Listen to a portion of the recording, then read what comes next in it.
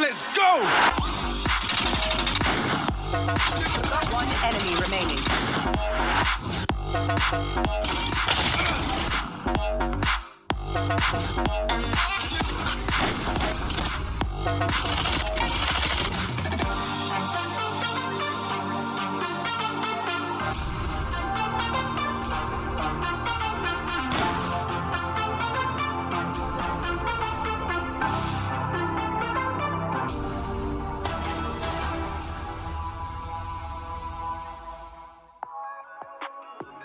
Welcome to Rise of Valour, an official Valorant Ignition series powered by Alienware. My name is Vandy, and I'm joined by my co-caster today, Matsy. Matsy, how are you? How's Melbourne been treating you?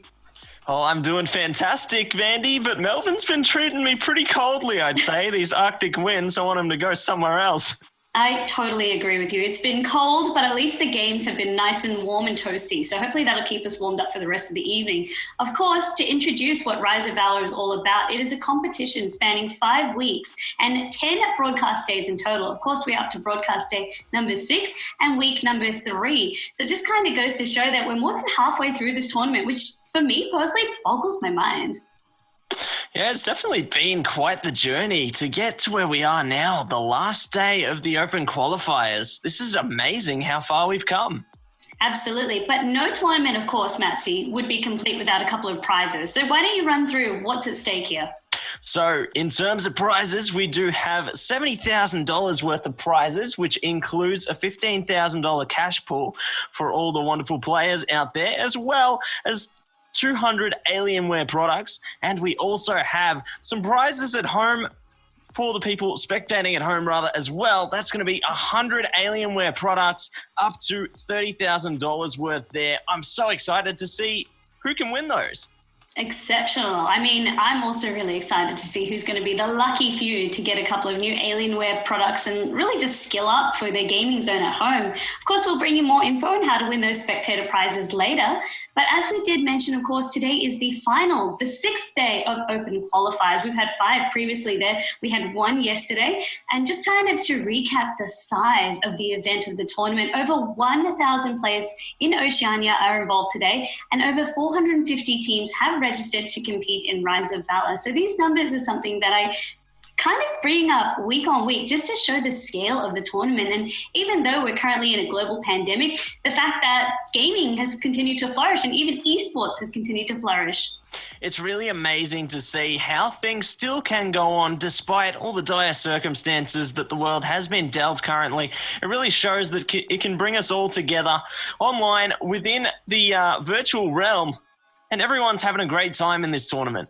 I'd have to say so. But speaking of the tournament, let's go through the bracket and kind of take a look at how things have shaped up for today.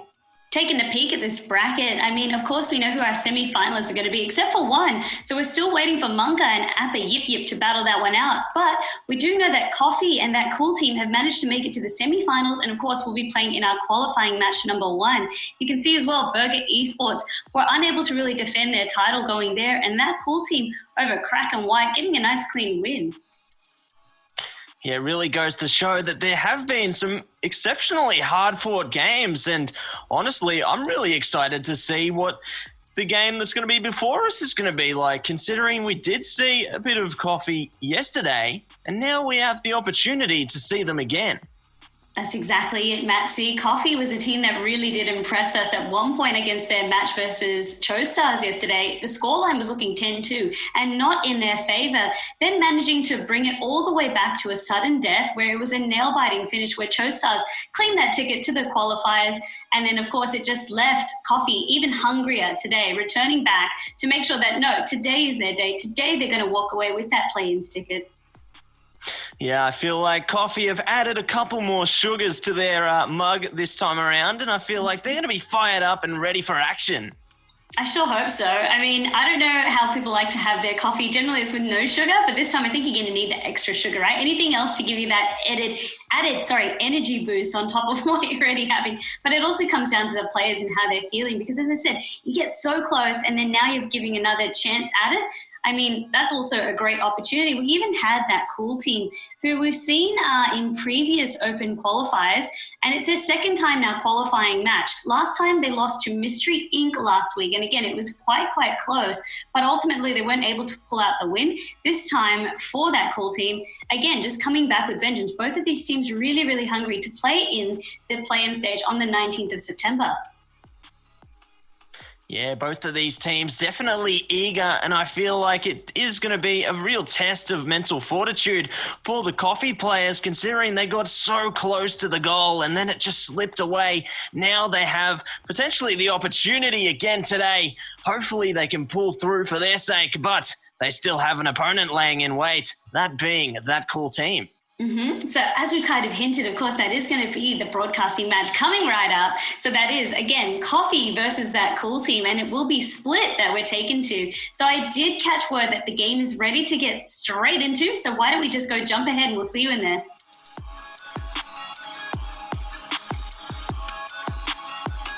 So let's get straight into it, Matsy. Of course, as we did say, this is going to be Coffee versus that Cool team on split. Coffee being the first to take a crack at defending, and that Cool team will be first to attack on the pistol round.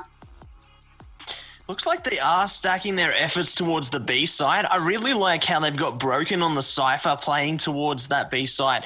Traditionally, you do see teams try and stack the Cypher towards that site because of how well they can actually maintain control. Considering the lack of utility available in the pistol round though, maybe they might face a degree of difficulty.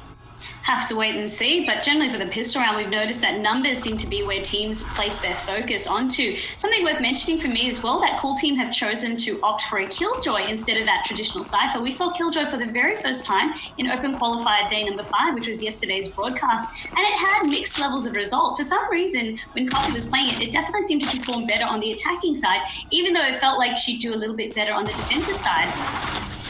Ooh, looks like they are charging in, guns blazing though. Pimp's able to take out Broken there. The paint shell's actually being dished out as well to try and get some retaliation through from the defending side, but the attackers, they charge their way through. They've taken the control. They've even got a wall in order to defend, so then they can maintain these afterplant positions.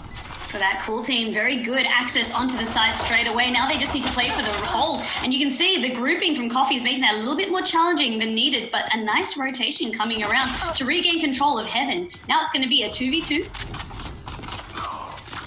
Ooh, Panics actually evened up the score though, taking out both of those players, whilst Z does get the defuse going. And that's going to be the first round going to Coffee. A valiant effort by that Cool team. As you said, the B-side stack worked out quite nicely. They had a little bit of Heaven control. And I thought that the rotation, again, to get off site after the plant, go around and make sure that they could try and play for the retake and maybe an unexpected angle was kind of nice to see. It didn't really work out, though. Coffee really just made sure that when they were trying to retake point, it was a lot more solid. Again, just using that death ball approach, which is the same approach that Cool team used to get on site, and it worked out successfully for them. Of course, just pistol round. We can't read too much more into that. We just want to look at the buy that Coffee have available, as we expect them to be able to defend a lot more comfortably now. And we see the start of that. Straxy has already picked up Jumper there. Doesn't spot out any more of their opponents. Does know that the Raze is going to be playing towards the A side based on the Bombard. It looks like Panic's actually going to be spotted out though. That's 2 kills happening in quick succession for the attacking side. They actually might be able to take control of this one, get another spike plant down, and solidify their economy even further. And you also have Pimp as well, kind of on this ramp section, has the intel to know that there is going to be sort of a push, a rotation coming across, manages to get only 1 dink with the shot A, so it won't be a confirmed kill, but you can see just how low Dream Chosers fell down to. Looks like the defenders are on the hunt though, trying to take control back. Oh, the Omen actually getting the kill there, taking Broken with them. But ultimately, the defenders do manage to take that control back, but it wasn't for free. They managed to take 3 players away on the attacking side. I think that's definitely a solid effort from them. It is a solid effort, mainly being because those 3 that got taken out, now they're kind of forced into a position where they either want to save or maybe go again with secondary weaponry, because you just don't have enough money to be able to afford that rifle. So it just becomes a little bit interesting. That's kind of what you wanted to be able to do for that Cool team. Doesn't matter if you lose the round. Essentially, all you're really looking for is as many frags as possible, and also, if possible, being able to plant the spike to get those extra credits. And that's exactly what they were able to do. And we see the results coming in from them now. They've actually managed to pick up the glass cannon on Pimp there.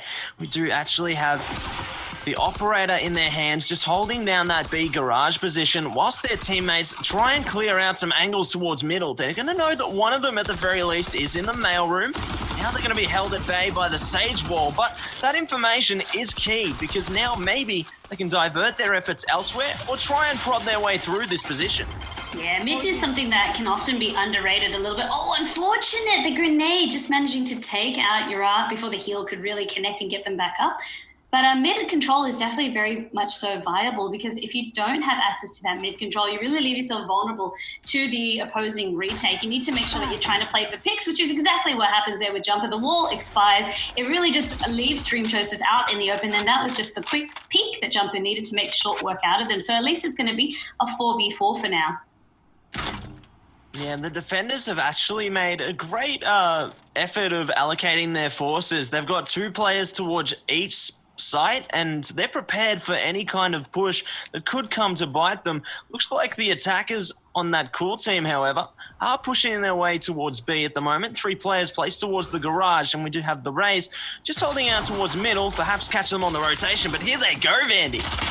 Absolutely, as you said, there they go, trying to create that space. He managed to get a 2-for-1 trade over here. Unfortunately, though, the member that did fall down was pinned on the operator. So at least if they win this round, someone will be able to recover it, but they have lost that player.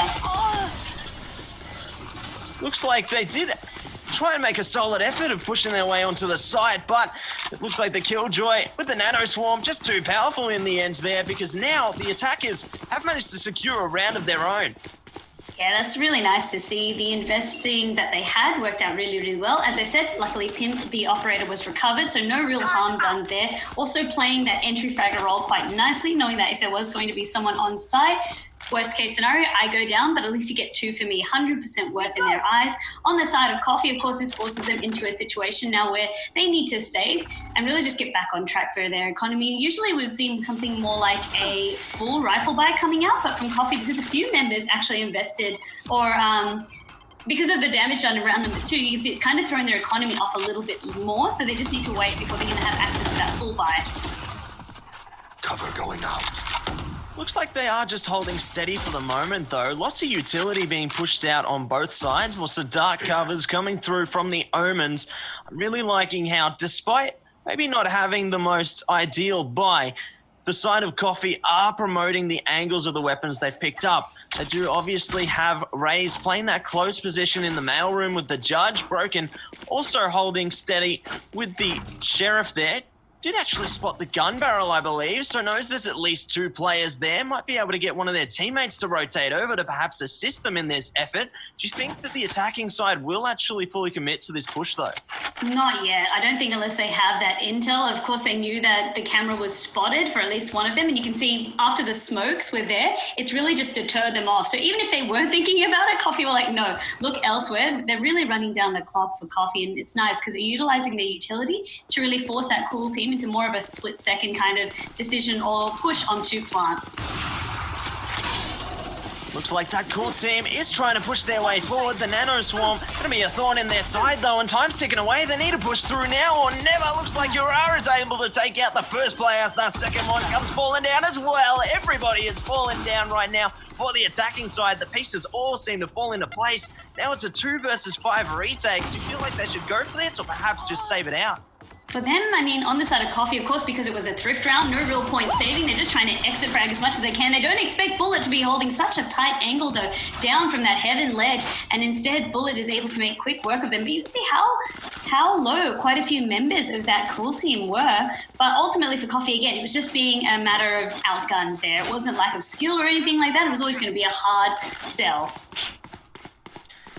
Yeah, it's definitely going to be a difficult effort, and I feel like Coffee, they made the most of their utility there. They delayed them as long as they possibly could. It came right down to the last seconds in the rounds, but that cool team, they showed that they were fired up. They were ready to not fall short under pressure as they pulled through in the end there.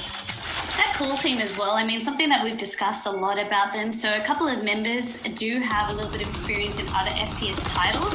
But also something worth noting is kind of the play styles for a few certain members. So Pim has had real success in being the primary sniper for that cool team. So any chance that they get to get the operator was kind of a style play. Bullet L as well in previous weeks on broadcast has really impressed us. So again, it's just how they've adapted to Valorant has been quite nice for a team like this. It's great to see how many players from various different backgrounds are able to come together in a title like Valorant. And it goes to show that maybe some forms of play may be promoted in one game, but maybe not the other. But in this game, the teams definitely are shining, Vandy. Yeah, they're just playing to what their comforts are. Of course, the lockdown was used there. It finally was destroyed before anyone could be contained, but it has given access onto site from that cool team, and the plant will go down. And that's exactly what you want to be happening on this side of that cool team. They're actually making great use of the cloudburst there on the jet, just trying to keep the cover of the wall and the smoke, and they've actually managed to find 2 kills, 2 more to follow as well. Oh my gosh, that operator just putting people to sleep right now. And now they've taken a 3rd round and secured the lead. They have. So this has been 3 in a row now, I believe, on this side of that cool team. So apart from the first 2 rounds, this doesn't really scare me though. From a team like Coffee, even yesterday, they came back when the scoreline was more like 10-2 against TroStars yesterday. So maybe for a team like Coffee, they're much more comfortable on attack, which is weird because Split has often been discussed amongst like analysts and people and players in the Valorant scene as being definitely a map that is more defender-sided. So I'm just really curious to see now. Of course, this should be another save round coming up, but the round after that, if Coffee can start to bring some through. There.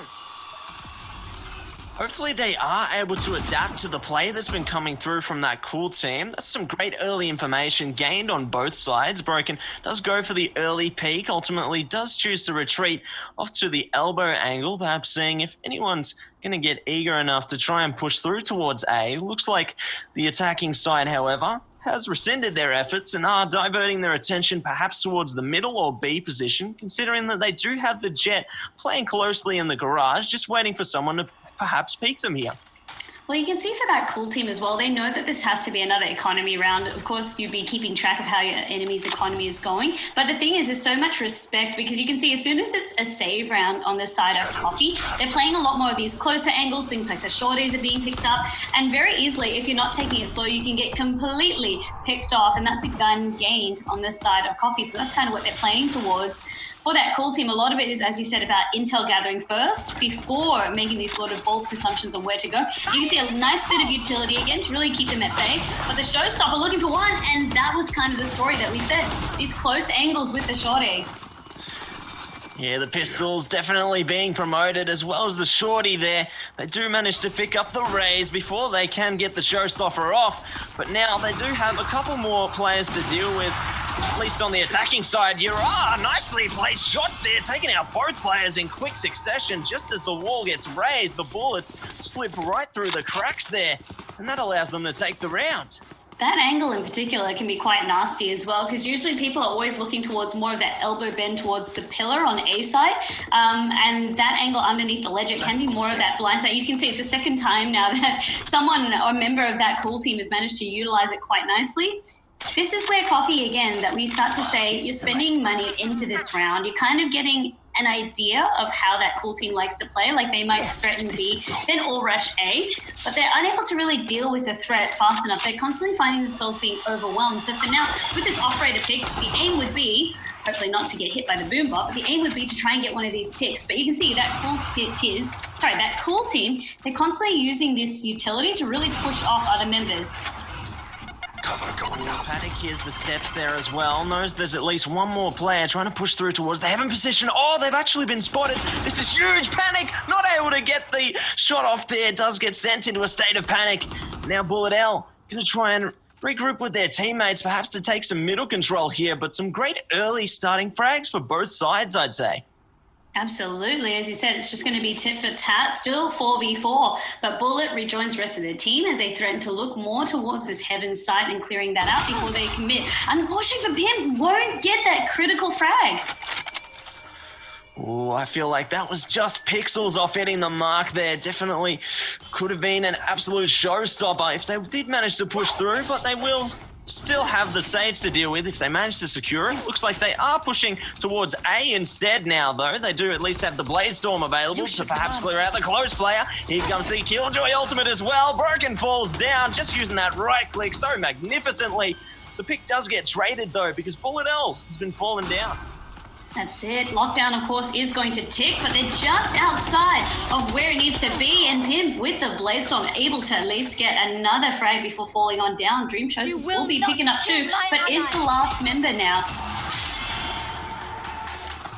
And it looks like they have opted to use the Sage ultimate to bring one of their teammates back to life. I feel like maybe that's for economic reasons, considering the more weapons that you do save out, then the less hurt your economy is going to feel in the end. So perhaps a good use of the ultimate towards the end of the round there.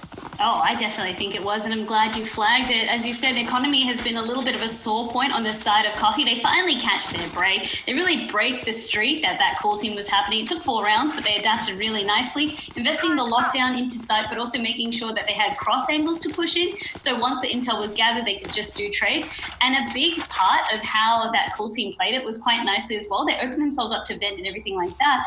But you can see when it came to the retake, a lot of them were already on site. No one really had access to Heaven, and ultimately they found themselves getting overrun. Looks like both sides have slowed things down this time, though. No one going too aggressively. The cool team side just slowly prodding their way towards that A side again. They're just really holding steadily outside A main, not allowing their opponents even a slight amount of intelligence, so then they can adapt and launch a counterattack. Really great how they've actually stalled out their utility as well on both sides, considering the defenders, they need as much as that as they possibly can get. Otherwise, they might have some difficulty coming into the later stages of the round. There was also a little bit of adaptation, if you noticed there, from Panic in terms of how they were holding more of that ramp area, because they noticed that the way that the Rays on the side of that cool team was playing was the grenades and the boom bot to force them back. On the operator, you can see when you're forced into those closer range fights, it can be quite awkward because you're needing to just really commit to these quick flicks, and the pressure can be there. But by playing back, we're wasting Rays' utility. They have to come to me. And again, it's just a good adaptation and just learning to how that cool team like to play things. Oh, looks like lots of adaptation coming through, but that cool team has opted for a similar point of entry, as they do prove to have a lot of priority over that Sage wall, so then they can enter into the site with that cover. Looks like the defenders have managed to rotate fairly quickly though, so they should be able to perhaps group themselves up and launch a counterattack on this one. It is going to be difficult though with that Killjoy turret available and all players just staggered around the site. Good Dream as well, playing such a close angle, trying to catch them off guard. Unfortunately, it didn't really work out, but it did draw their attention in line of sight a little bit elsewhere. It has been spotted by the turret, but with so many members left, you can see it's very awkward for Broken to try and push on up. Wow, Broken did get caught in the air there, getting taken away by the jumper. Hopefully, though, they are able to reconsider their options going forward, considering that they have noticed a bit of a pattern in terms of how that cool team likes to approach the B site. They always open things up with that Sage wall. If maybe they can put a bit more priority around not allowing them to take that garage control, then perhaps that could stop them before they even get the chance to push through. Yeah, perhaps. As you said, it's really important because they've been doing similar plays where you really wall off access and that sight line down from Heaven, force yourself onto site, then you have to play for the retake. Brogan trying to play a little bit more closer up, almost gets traded on out, buys a little bit more time, but with the Jet faking them out, has been spotted, and again, just trying their best to at least get one pick. Yeah, so close yet so far. They did manage to do a little bit of damage there, but unfortunately not able to do enough. Looks like Dream Choices is going to say a thing or two about that, though. Does get the first pick onto Vimp there. There's the Boombot coming through as well, and teamwork, making the dream work. They've secured another kill. The best thing they can hope for at this point is to try and secure a few more, do that damage to the economy they so desperately need. Otherwise, this will allow the attacking side to continue to stack themselves up in that space. Yeah, that's exactly the way that they're playing it. Z as well, knowing that there is one there, desperately trying to recover the operator, and with the grenades, with the pain shells, of course, they're able to do so. Trying to go for that pick, but it doesn't connect. They just wanted to be able to save the operator, but Jumper had other ideas, of course. When you only have 18 health, the pressure is definitely on. But you can see it was a nice try. And as I said, at least on the side of Coffee, for that economy round, it was about taking down as many members of that cool team as possible. And that's definitely what they succeeded in. And it's really great that they are able to do that damage, because you can't allow the team to get the rounds for free. You need to dish out as much damage as possible, because maybe if they lose out those future rounds because of having to spend that little bit much more money, then that's really going to be a thorn in their side going forward. Looks like there is some heavy focus, though, towards middle this time around by the defending side. Yeah, I mean, with no one in Vince, though, of course, they have chosen to stack 2 more in that heaven sort of side towards male. And that kind of just works out quite nicely because, of course, if there is going to be a hard push, you have the Sage slows there, but you also do have access to Raze's kit, which can, of course, destroy anyone, especially when you're clustered up nicely. And that's exactly what they're doing there to really stall any access to mid. You can also see as well the Cypher and the Omen on the side of Coffee, not really playing onto site anymore, because if they get overwhelmed, it's really hard to play for the retake if you're already 5v3. So again, it's just been adaptation now, where they're playing a lot more, I guess, conservative, you can call it. Looks like the defenders are prepared for the push coming through from that cool team, but with the use of the lockdown, that's really going to allow the opponents to push all the way onto site once again. They don't even need to make use of the Sage wall. They know that they don't have any warriors ahead of them. Looks like they are opting to push some players out towards the mailroom position, though. Try and catch someone on the rotate. They managed to catch Panic, and now Straxy falling down as well towards the dirt position. Looks like Z is going to be sitting in that smoke, though, just waiting patiently. Oh, here's the plant going down. Might be aware of those players' position bandage. You think they're going to get the kill? Not going to happen, though. No, definitely not going to happen. Not through the smoke. No way, Jose. Alarm bot there as well to really just secure, seeing if anyone was in there, giving them that intel. Again, it's down to Broken, last remaining member in that 2v1 situation, trying to make sure that no one's kind of picking behind. Spots that bullet. Suddenly now things are looking a lot more doable. The neural theft will, of course, alert them to the location of your up. Goes for the peak. Unfortunate. Oh, it was so close and so far for Broken. I feel like we've seen Broken in a lot of clutch situations for their team. They can definitely secure a few kills, but it just seems that the struggle is on the closer in the end there. So unfortunate, but at the very least, taking 4 players out on the opposing side will do some economic damage to them. Yeah, it's still really well done. As I said, to kind of turn that unfavorable situation more into the 1v1 neural theft was a great use as well, to at least have an idea where they were. Distracted by the alarm bot, though. That pesky alarm bot that was set a little bit earlier kind of shows and highlights why Killjoy can be such an irritating agent to deal with, because even if she's taken down, any utility that she's used, apart from the swarms, because you need to be able to be alive to detonate them, still can carry on. So you can see those dormant alarm bots. You can also see the turret. They will carry on even through her death. And it's great to be able to have those set up as like a secondary line of defense, because if you are playing the Killjoy agent and you do get taken out, at least you do still have some presence on the map with those utility in order to support your team. Looks like Panic gonna get caught out, though, in the vent room there. That's not what you want to be happening on the Coffee side. Having one less member, they're gonna have to really line their defenses a little bit thinner. Looks like Straxy's able to get the trade there, though. Z picking one up on the other side of the map. Ira, though, taking out both of those players. The Resurrection coming through onto the Raze as well, just trying to stack up their economy, because I feel like they're feeling the effects that Coffee is trying to bring to them. Definitely. Of course, now this is going to be round 12. We will be swapping next round for Coffee. I mean, the scoreline is looking a little bit better than it did against their qualifying match that they had to go up against ChoStars yesterday, where, again, as I said, the scoreline read more to 10-2. If Coffee can at least win this one, it puts them in a much better stead. Because, as I said, for this team, it's kind of surprising. They really seem to be more suited to attack. And even though the composition says otherwise, they have some agents that really do work quite nicely on defense. They haven't really been able to respond to the threat of that cool team. Yeah, and Panic opting for the aggression towards the ramp position does get punished for it.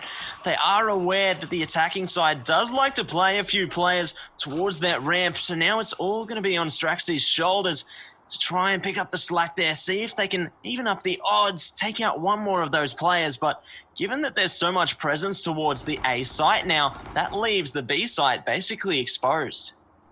And the way Coffee has been playing as well, as I said, they're trying to adapt because they were getting picked off and they were saying, okay, it's a lot harder to play for retake when we don't have the members. But even when they gave full access to site, yes, it was a lockdown that we saw last, like where they evacuated the site completely, tried to play for B retake. You see, it was very, very messy, very, very hard for them to do, just due to the utility from that cool teams, the smokes being very, very difficult to try and push on through, Cloudburst as well. Then you also have Bullet with anything like the cluster grenades, as well as the satchels. Like, it's just very, very difficult to try and play for the retake as well. But for Coffee, at least now things are looking a little bit better, especially with that pick that Z just got. You should run. Yeah, and this is exactly how they need to be playing right now. They need to use patience because it indeed is a virtue that's allowed them to pick up one kill. Yes, Z takes some retaliation from the enemy Sage there, but at the very least, it allows them to maintain that control. And look how low the counter is going to go. The dash coming through from Jet. I think that might actually allow them to get the spike plant down onto this side. It's going to go down to the ring. I don't know if it's going to stick. Oh, they got it. Oh my gosh, that was so close. I'd feel robbed if I was Coffee. They did nothing wrong. I mean, the lockdown was there. It really just bullied them onto side. Maybe if it was a second more. I mean, it came down to like 0.18th of a second from what I could see. Very much down to the wire. But what really hurt Coffee the most as well were those double frags. Now, triple frags trying to retake through the back side here. Z still just holding on, trying to see if they can clutch out for their team, but of course it's not going to be there. So the final score, of course, before we swap sides, looking more like 3-9. At the very least, Coffee were able to put themselves on the board there because the scoreline may tell a dominant performance, but it doesn't tell the full story because Coffee definitely did make some pretty big impacts in rounds, like that round we saw from Broken where they were able to take it from a dire situation all the way down to a 1v1. I feel like there's definitely a lot more potential for them on their attacking side. I think so as well. They've proven it to us yesterday, and I'm not willing to discount this team. Coffee has always been a little bit more of that unknown factor, the dark horse, because we've seen them pull through from a 10-2 score yesterday. They can achieve anything, and they're really no strangers to having to play from behind. So if they can really drag it on out for that cool team, it's how they're able to respond. But of course, this starts to mount a little bit of pressure on the side of Coffee. It's not an ideal situation to be in. But again, this team, the way that they play, they definitely seem more comfortable on the attack.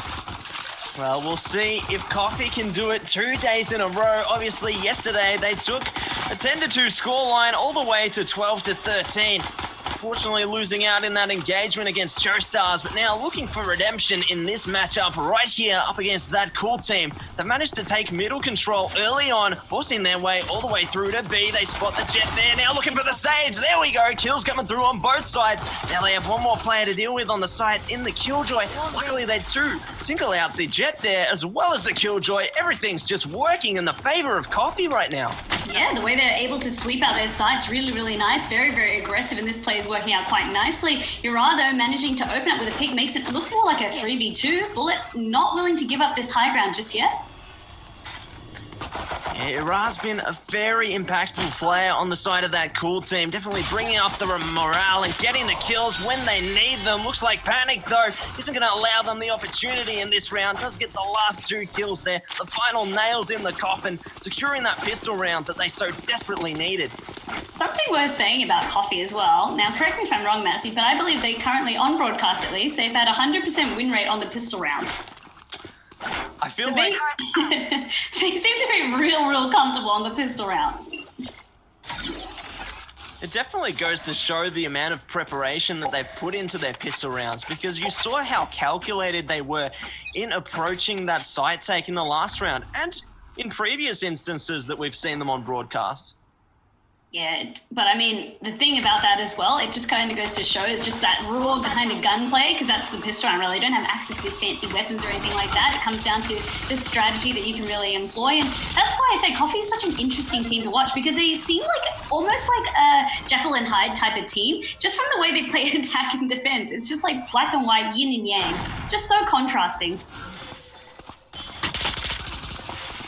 definitely have to agree with you in that space, Vandy. They definitely do have two different identities. They can come at it very gentle, or they can come at it very ruthlessly. And it looks like they're taking the more slow and steady approach in this one, coming at it a bit more calculated. They have managed to single out 2 players thus far. The other players not allowing them the opportunity as yet, just trying to regroup and see if they can work together. Broken, though, does have some awareness that one of them could be close by. When that smoke dissipates, yeah, that could spell some disaster. Also pinging out to their team, just saying that I'm aware there might be someone here, like there's a sus smoke in mid. I'll still keep an eye on it in case anyone's going to try and flank around. Bullet, of course, hasn't also made themselves known. So on the side of that cool team, again, the name of the game for them is really to just go for as many exit frags as possible. You just want to try and frag as many as you can. Looks like Hurrah's definitely doing a great effort at that thus far, just dishing out a little bit of damage, trying to spot another one. This is the perfect opportunity. Oh no, they haven't managed to connect the shots there. They're trying to chase them down. I think they're going to get caught in the blast radius. That they do. Luckily, they do at least manage to save out Bullet L's life, not allowing their opponents that extra bit of cash into their wallets. You can see Bullet as well trying to recover a gun, didn't have enough time. Actually, no, had recovered a gun. They walked away with the Vandal. So not bad out of that, at least for Bullet L, to make sure that they have another gun for this. Again, it just really helps their economy, especially when you're trying to play from behind. Now that we see more of that full buy coming out from that cool team, the storyline should really read them taking this one off Coffee, and that's previously what happened even in the first half. It's great to see them pushing their way into the buy rounds now. This is where maybe they can get their hands on things, try and take some of the control of the game back, because we have seen the momentum swinging the way of Coffee thus far, but I feel like they're able to leave a nasty scar in this round, then perhaps that could launch them forward. Have to wait and see how it's going to launch them, because you can see from that cool team as well, the approach from them is not to really heavily invest or overcommit their resources. They're still just waiting for Coffee to try and make a move and react accordingly. But for Coffee, again, just really bullying their way, utilizing the utility to just charge on through and take out Bullet. Looks like the utility is going to be used on the side of that cool team, though. Ira's able to get a nice 3-piece there, trying to look for the 4th. Does have one more player to deal with in Broken. Looks like the defending side just playing a little game of hide and seek, if you will, trying to see if they can find that one player laying in wait. But look how well Broken's actually played this. Yeah. 2 players just slowly slipping through the cracks there. Yeah, Broken's trying to just really call their feint over here. Has alerted themselves by dropping on down, but has the trap by there. Yara, of course, being very, very low themselves. Jet was always making sure they were kind of playing towards mid-side. Until the plant was there, they weren't really going to heavily commit. But from Broken, still a nice play to manage to get themselves onto side. Oh, that paranoia. That is going to be a disaster. Yara's able to charge forward, get the 4th kill there, and secure the round. Really well played by the defenders, making great use of the utility, as you touched on earlier. It just shows how pivotal it is to make use of everything that you have at your disposal in that space. It's not all just about gunplay.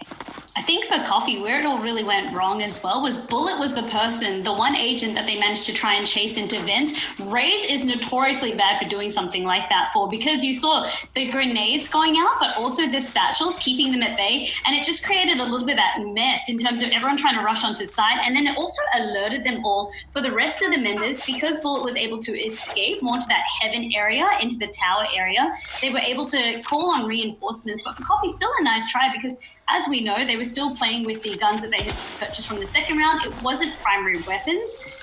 So to make it so close, it was a nice adaptation. But again, just the wrong agent to kind of come into that situation with. Yeah, and it's great that they do at least manage to maintain their control of their weapons. They have been forced to buy up, considering they felt the short end of the stick in the last round. So I feel like there's a lot weighing on whether they can take this round or not, because as you saw with their economy, as we looked at it briefly earlier, if they lose this one, they could be forced into that eco territory once again.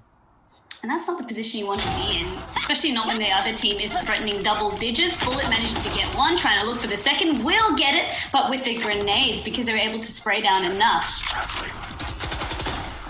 Looks like on the attacking side of things, they have actually managed to take out the Jet there, trying to take out Hurrah. The bullet punch going to be a bit too impressive. Looks like Z is able to take out that player. A trade to come through already, though, from Jumper on the Killjoy, taking it down to a 2 versus 2 situation. Yes, the side of Coffee can take the site control, but it's definitely not for free. No way is it for free, because it's more of that 2v2 situation. Dream expecting someone to peek on through. Unfortunately, Norson uses the peek advantage to get 1, get 2, and save the round. Now they're getting ever closer to that all-important match point. So for Coffee, just a hard break to get so close both rounds. This was the story that you were saying, Matsy. The scoreline doesn't really dictate just how close these rounds have been. Exactly right, Vandy, because the scoreline doesn't tell the full story. There have been some hard-fought engagements coming through from both sides in order to take us to where we are right now. And potentially, we're 2 rounds away from a victory for that cool team. It is now or never for the side of Coffee. They need to step it up, push their way forward, because otherwise it could just run away from them. This is also interesting decisions that need to be made as well, because if we're buying up here and then, we lose into this one, that doesn't really leave more for the match point. So you have to be really careful with your economy. I guess all the members that can afford a bit of a light buy are going for it. But as you said, it needs to be another economy round coming up. They are setting themselves up for worst case scenario, the match point where they need access to that full buy. Looks like on the side of that cool team, they have done some great work of setting things up. However, the lockdown is going to come through on the attacking side this time, trying to see if they can take some site control here. Panic going to emerge from the shadows there. The side of the site does at least allow them some information as to where the opponents are going to be playing, but now the best case scenario is for them to just go straight for the spike plant there. Oh no, the nano swarm, it does so much work, it doesn't allow them the opportunity. Everything's toppling down like dominoes right now. I think that's a really nice analogy that you use there, because yes, they are completely toppling down. Their push was completely shut down because no one really checked or anticipated that the nano swarm would have been pre-planted there, and it worked so well in terms of really just stemming the push. Also from that cool team, you can see, even though they gave access to site, even though lockdown was used quite early, they really waited until they were a group of 5. So you had the 3 up in that heaven side, then you had a few coming down from the ground level through the defender spawn. It worked out really nicely for them to be able to really push on through, but it didn't even matter. Like, I feel like that was just a story of Jumper right there, just stopping and dismantling this Coffee's push all the way through. This is match point now that cool team are threatening. Point, and holding such a pivotal angle. Panic, though, does actually get some revenge. I know Panic liked to peek from that angle in the last half, so now finally finding one back here. This is a great start for the Coffee side, but now the early rotation could come back to bite them. Yeah, as you said, that was a pivotal pick, though, on the side of Coffee. It just feels unfortunate, though, for Hurrah to try and peek out slowly. Luckily, a Band-Aid can be used in the form of Resurrection, so just resetting the scoreline. But meanwhile, while all of that was taking place, access to the site has been granted by Coffee, and they are holding for the retake. Oh no, Jumper actually getting on the flank there, does get taken out by Broken. Broken takes out the Jet as well. This is great picks coming through from the Coffee side. This is exactly what you need to be doing, just really demolishing the opposing forces, not allowing the defenders to retake whatsoever. Looks like they're doing that magnificently right now. Hurrah's thought better of it, knows that there's not much else that they can do to take this side back. Just maintain control of that operator and then try again in the next one. They've got the flexibility to do so with all the rounds available to them. That's it, going as far away as possible, running back to the turret, which could, of course, alert them if anyone's still in heaven, and as you said, holding on to that operator, not willing to want to give it into Coffee's hands, and they have a lot of that breathing space. I mean, this is the pressure that you can start to put on your opponents when you do threaten that match point. For Coffee yesterday, it was a lot closer. They were still in the double digits before match point started being threatened, but every round now counts for Coffee. They can afford no slip-ups, and this time they were able to really just seal the deal, though. They were able to get onto site. They know now how that cool team like to approach the retake, and they responded quite nicely to that. Again, just learning the habits. You are peeking down through, liking to hold ramps. We get that early peek. We gain access to site. They use a lot of utility, bringing them back, and then, of course, we can just kind of play for the retake. We have access to the A side already and all the angles that they might come from. That's kind of the decision-making that needs to come out again this time from Coffee. Looks like Coffee's actually dealt some significant early damage towards the opposing Rays on Bullet there. just sitting towards the vent room for the moment. They're not aware exactly of where they're going to be playing from. Oh, these paint shells could do the damage that they need. Looks like they are going to land just a little bit too far away, so allowing Bullet to still remain unchecked. And that could come back to bite them, because if Bullet goes for the flank here, then that's all the kills just lining up. Satchel out. Cincy doing a great job as well of clearing out a lot of this pesky utility from Killjoy, getting two as well in the process. Things again looking very, very nice for Coffee. Oh, that was a great use of the Sage Wall there as well. Coffee just getting all the kills they need to right now. At least they get the spike plant down before the lockdown does slip into play. No one getting detained in this instance. Jumper going to be taken out by Panic. Those flank angles coming into play once again. Luckily for Coffee, they're able to secure another round.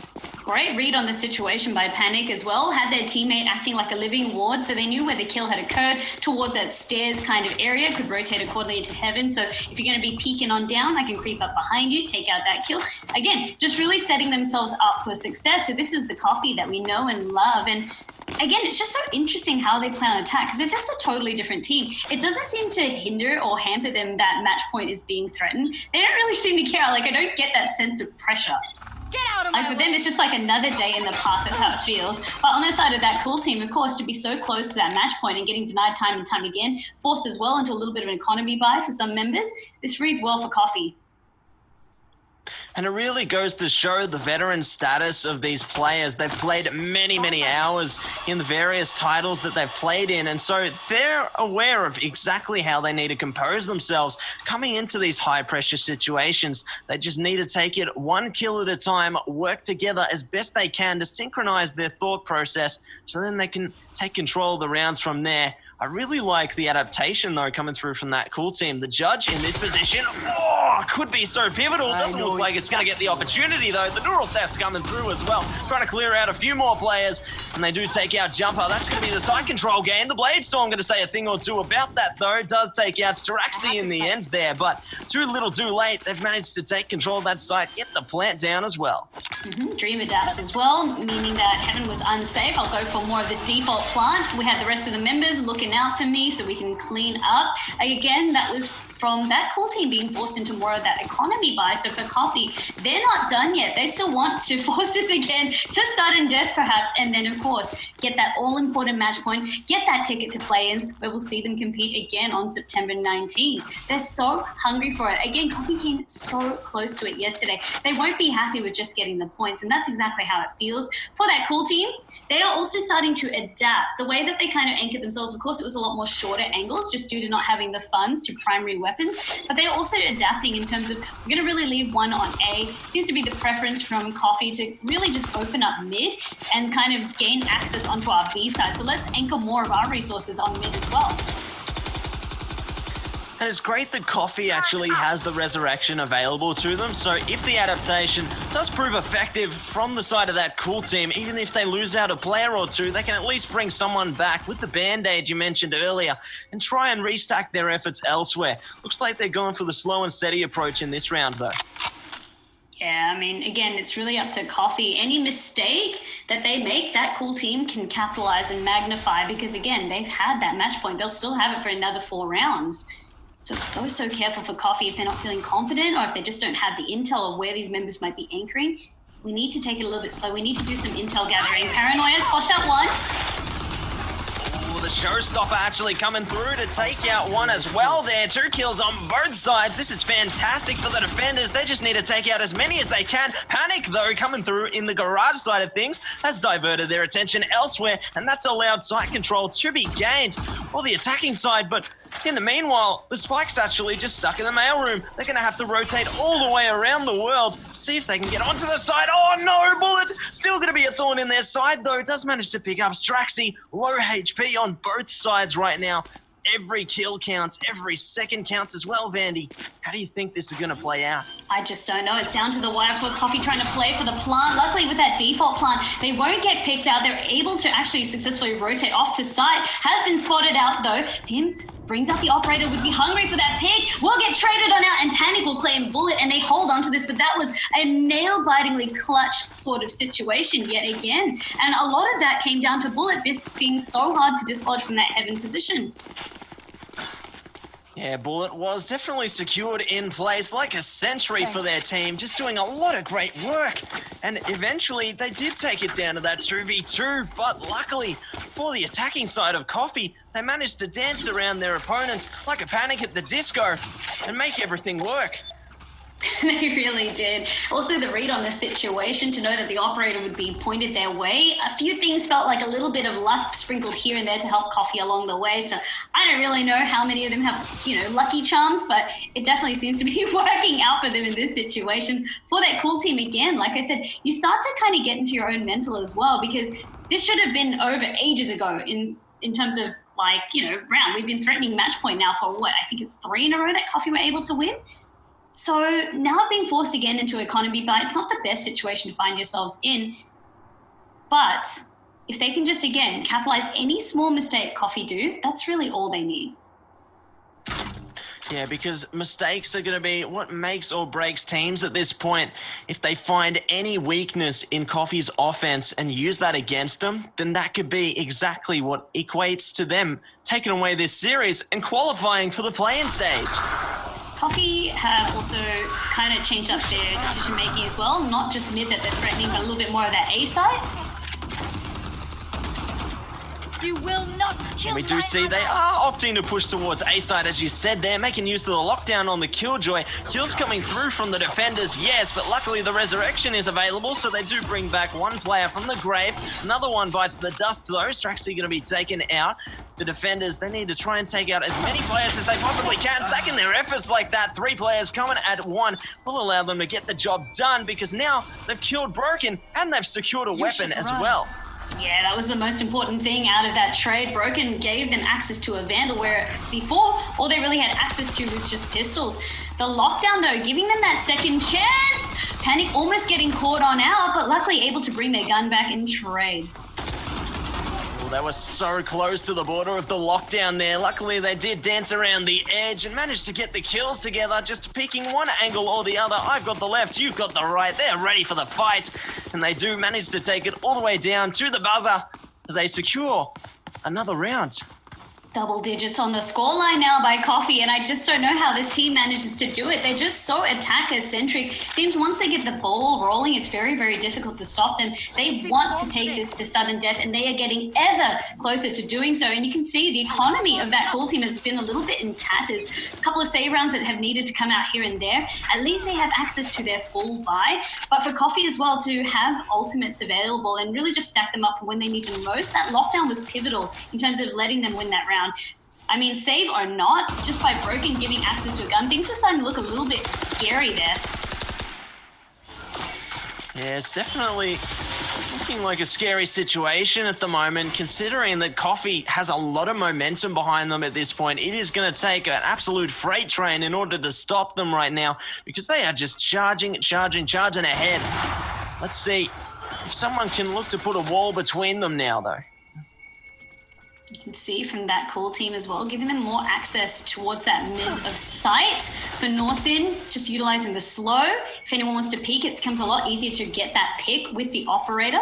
So that suppressive play, that's also why we're starting to see a lot more Sage players pick up the operator. If anyone wants to try and do a rush, Sage is great at trying to stop that. No more slows left, however, means that they can charge their way onto site, and that's all Coffee really needed. Blinding. Looks like Ira's able to pick up through there, though. Bimp chiming in with one more as well. The trade to come through. It's all down to Z. It doesn't work out, though. Jumper gets it done. That is going to be it, everybody.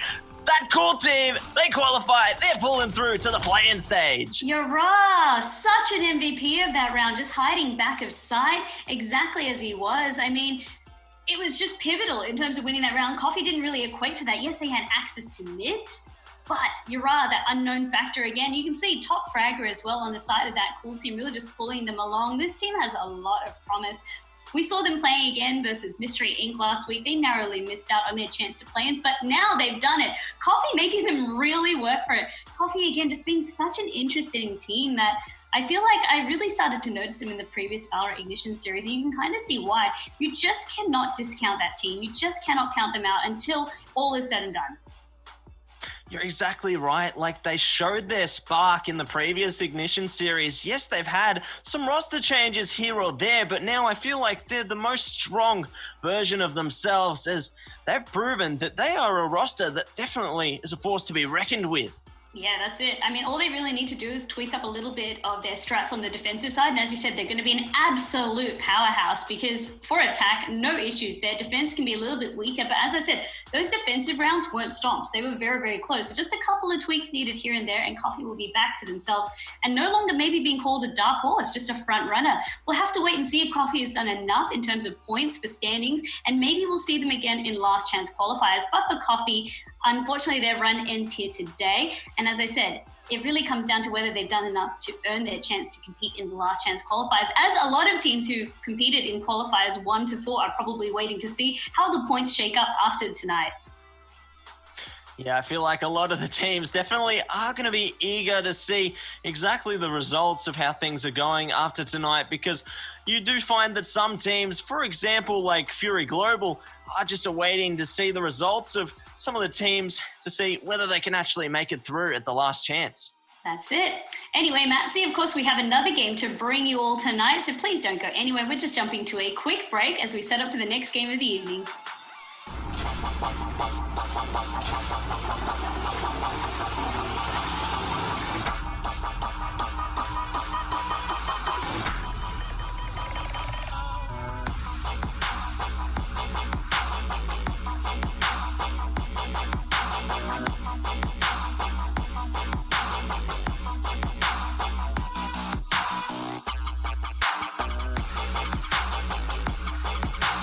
Welcome everyone, my name is Tog. I'm a live caster at Twitch. It's going to be absolutely amazing and I cannot wait to see this goddamn place.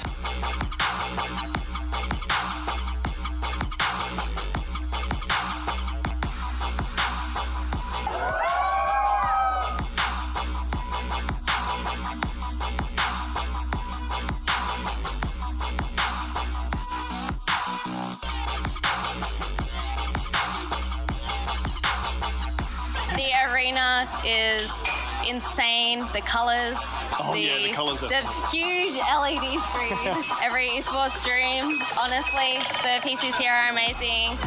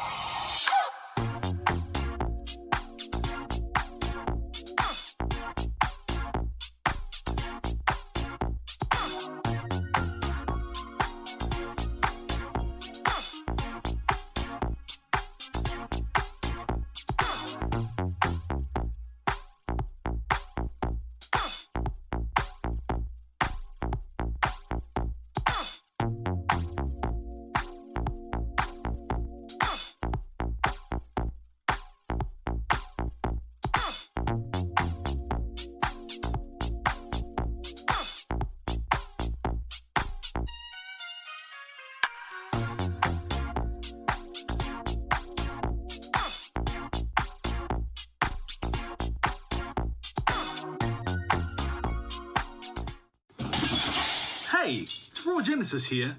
We're going through some weird times at the moment where we have to social distance, but we want to remain social at the same time. What better way to do that than play a part together? I've been playing a lot more co-op games recently so that I could stay social and stay safe at the same time. What have you been doing to play a part together? Let me know in the replies down below, and stay safe.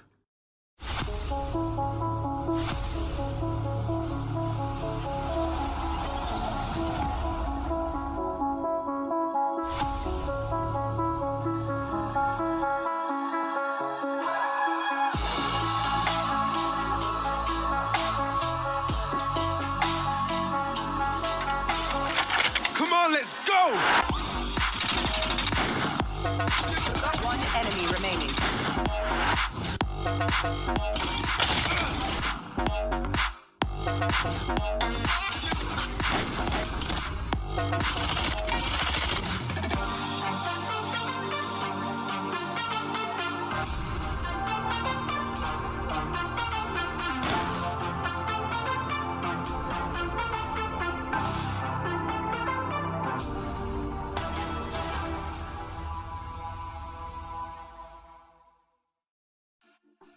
Welcome back to Rise of Valor, an official Valorant Ignition series powered by Alienware.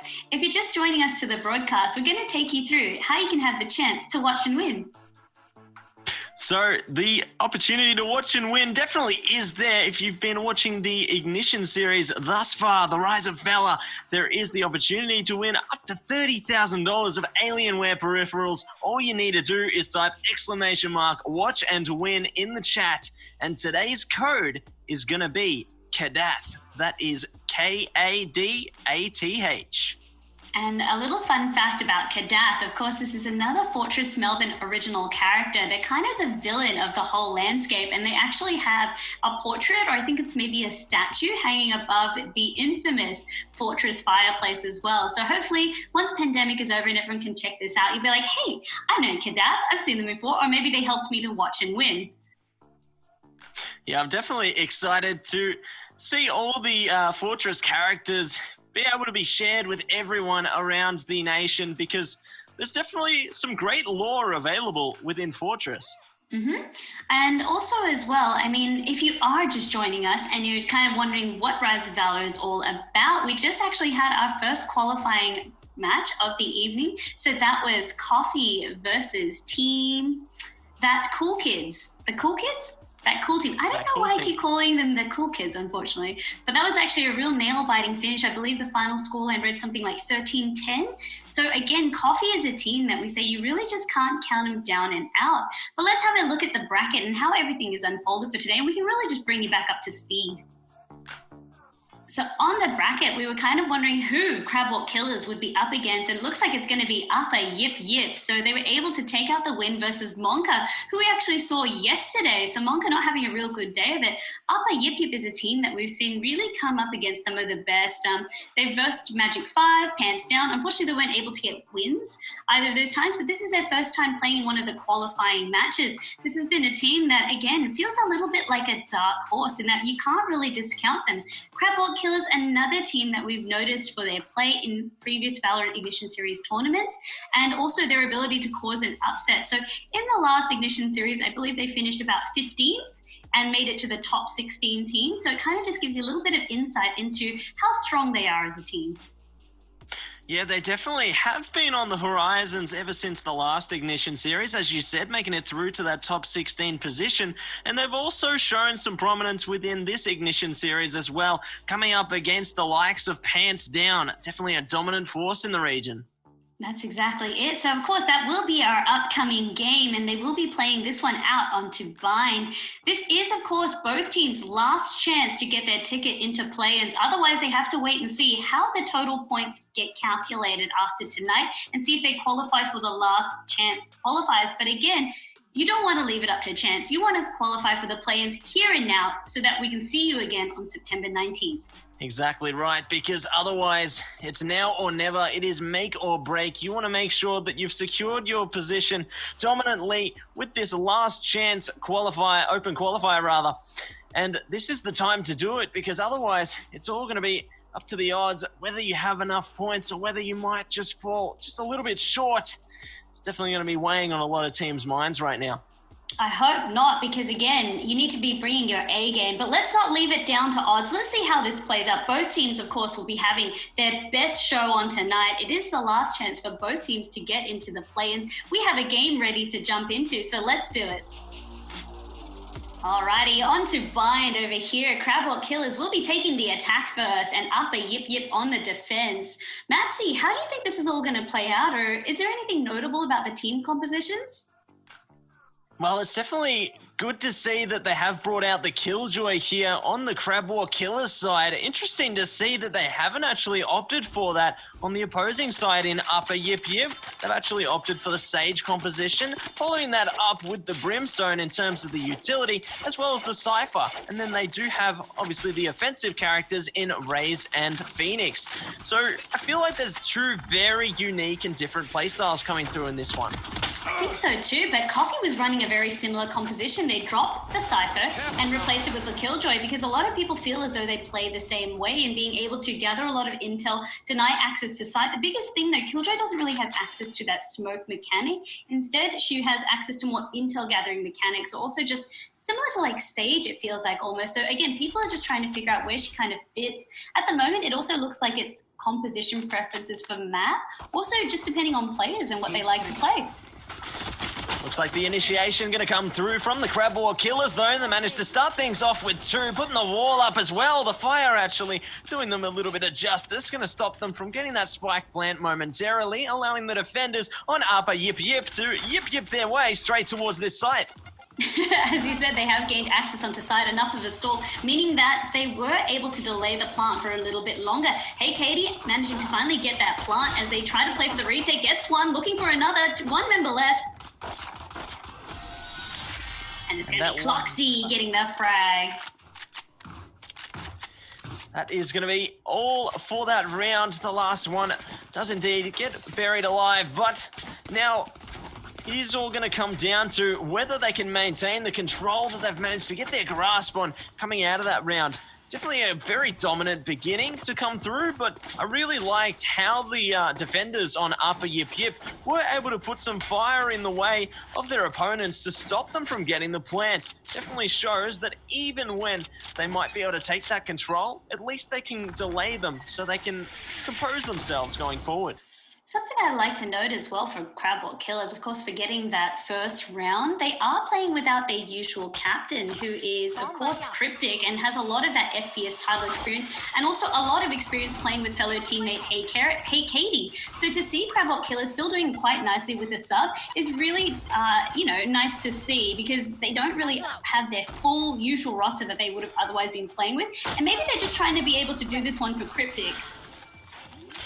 Yeah, I definitely would agree with you in that space, Vandy. I feel like they're just trying to bring everything together to do their very best, to play as hard as they can for Cryptic, because unfortunately, Cryptic isn't able to join us tonight.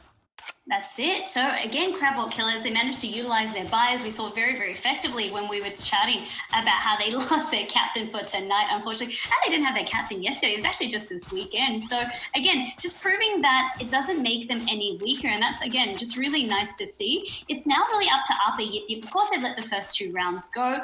Naturally, we see that happen for whoever is the victor of pistol rounds. But this is where they can start to bring it back. They have access to that full buy and the rifles across the board, as you can see. Yeah, it's great to see that they are coming into the bye rounds now. Let's hope that for their sake they are able to take out the players on the side of the Crab War Killers. Looks like they've actually allowed them so much presence towards this B site though, allowing them to push all the way up long as well as through the hookah position.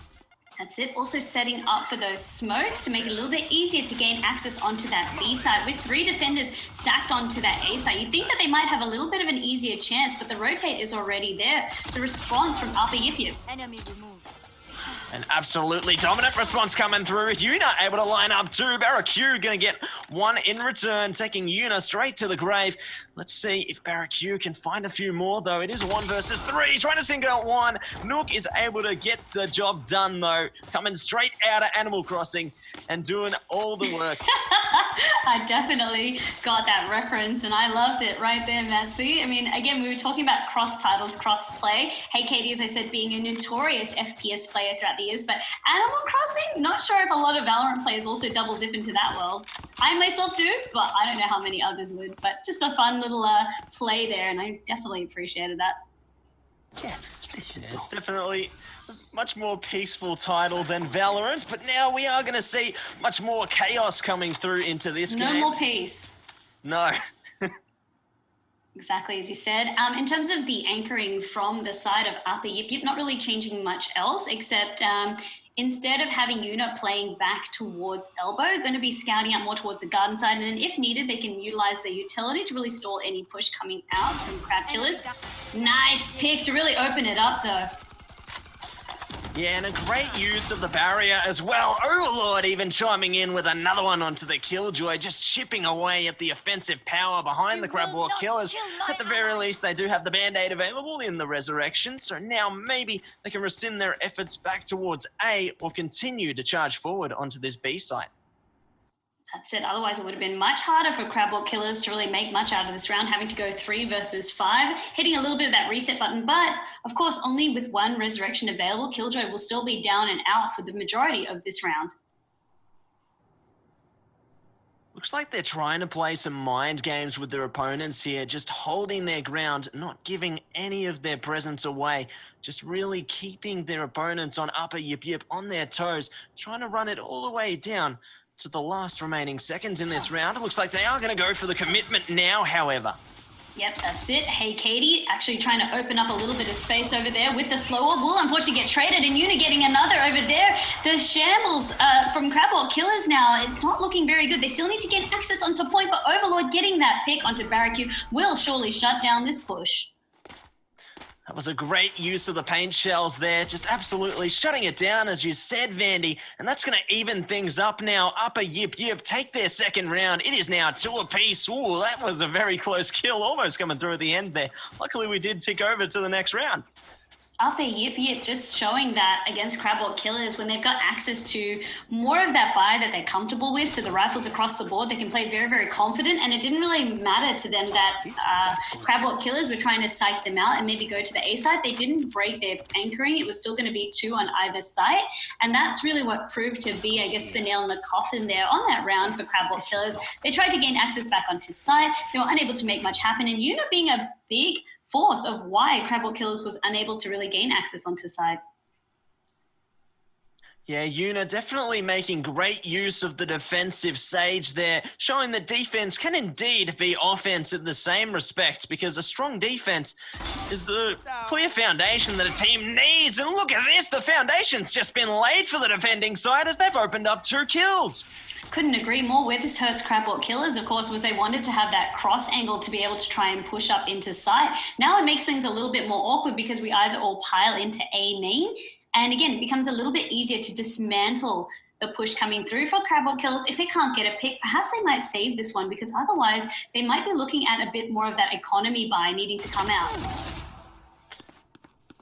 Looks like CBA has at least managed to find 1 pick there. Nook's going to be taken out as well. Now at least finding some footing onto this A site, trying to make use of the walls there. Cloxy actually taking out Ben Cahoots there as well. Now it's going to be a 2 versus 3 situation. One of them going to be on the flank through the shower position. Does actually pick one up. They've got a free clearance onto this defusal. Yuna does, but luckily the Jet is there. Cloxy managing to defend their spike and actually claim the round. Things were looking a little bit dire for Crabwalk Killers. They didn't give up hope. Again, it just took that 1 pick to really enable them to want to go for this. And as that 1 pick happened, the domino effect really snowballed. Then it was easy to play against the retake. They had the numbers advantage there. A valiant effort from Yuna again, trying to be the star of the show for Upper Yip Yip. But luckily, again, that Cloxy just had all the right tools to be able to dismantle them. Oh, this goes here. Exactly right, Vanny. With all those tools at your disposal, being able to use them effectively is exactly what's going to allow you to take a round. But now we do move into another round, and it looks like the attacking side going to take it pretty slowly to start things off. Cloxy just edging their way forward, trying to see if they can spot out Yuna approaching towards this angle. Luckily for Yuna's sake, they aren't going to be peeking that angle. From Crabwalk Killers as well, they're kind of trying to bounce between B side and A side, so they're just going to keep the defenders of Upper Yip Yip guessing to where they'll kind of hit next, and again, see if they can force them out into playing some picks. So Lou, because they didn't get those early bathroom frags, trying to push out a little bit more from Baths and see if they could get any sort of picks from there and just kind of resetting. But you can see on the side of Upper Yip Yip as well, after that side has been cleared, the trap wire has been laid there, so they still have a little bit of a notification system if needed. Great use of the run it back here, just trying to clear out as much information as you can for your team on Upper Yip Yip there. And I feel like they did at least manage to spot out some players, but now you see the layers have been taken out of play on the defensive side because the Crab Walk Killers, they've charged in.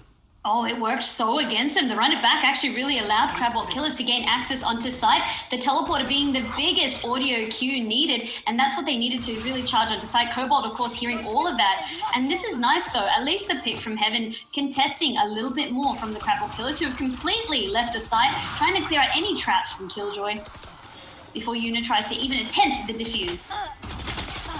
Looks like the traps from Killjoy are going to be the least of their worries, though, because players are stacking in front of them, just ready for action there, battling like gladiators in the arena as they do slaughter their prey. Yeah, again, just a really good read on that situation from Crab Walk Killers. Cobalt, by not dying in terms of the timing from Lou to go through the teleport. I mean, if Lou's watching this one back, of course, they'd just be so mad because they got so close. And as you said, we're trying to clear out. And it's just a good read. That was really just the sign from Crab Walk Killers to be like, hey, Lou's still actually trapped in that run it back animation, which kind of leaves one defending A. Let's go push onto site with all of us. And it worked out really, really well and into their favor, as you saw, because they took away the round. Oh, that worked out not so favorably for them. Ben Cahoots try to push through the smoke there, try and catch somebody by surprise, but looks like they were caught by surprise in turn there. Nook had a great angle, almost taking out ZBA, doing a little bit of damage, but not able to get the job done in the end. Now it's going to leave it down to their two teammates to perhaps try and find an exit kill or two here, but otherwise, I'm not sure what really they can do with this round. Not much. I mean, because it is that economy round, they'd just be looking to try and take out as many as possible. Best case scenario, you take out one, you walk away with a gun, but it looks as though Crab Walk Killers have other ideas. They also have an idea to where the Sage, where Yuna may be rotating from.